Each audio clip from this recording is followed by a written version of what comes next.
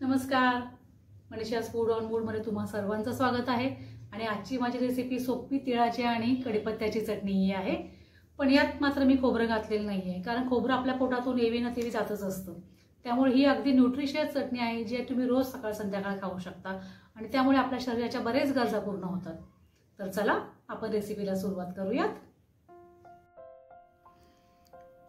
तर हे साहित्य आहे, 1 कप कढीपत्ता, अर्धी वाटी तीळ आणि पाव वाटी डाळ, 7-8-10 लसणाच्या पाकळ्या, 1 चमचा लाल तिखट, चवीनुसार मीठ।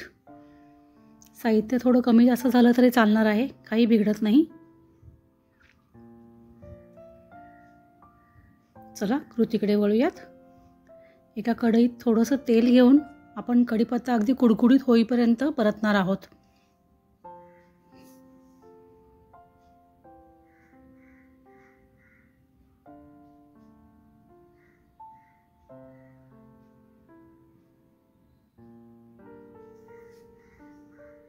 व्यवस्थित करून घेऊयात।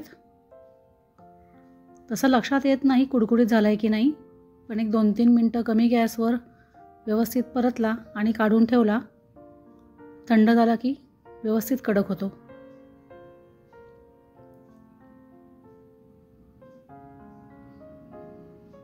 त्याच कढईत आपण लागोपाठ सगळे जिन्नस परतणार आहोत। आता आपण तेल घालणार नाही आहोत, कोरडेच परतून घेणार आहोत। तीळ अगदी पटकन भाजून होतात, त्यामुळे लक्ष ठेवावं लागतं, जास्त भाजले तर कडू होतील।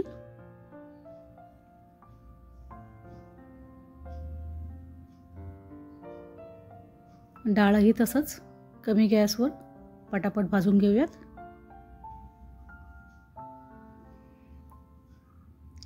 पहिल्यांदा आपण कढीपत्ता बारीक करून घेऊयात।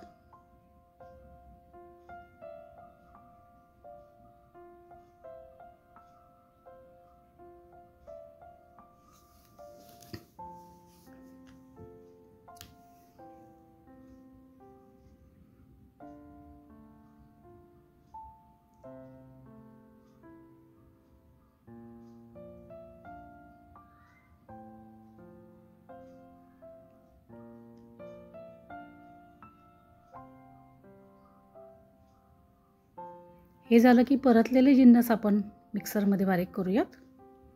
लसूण वगैरे नंतर टाकायचं आहे।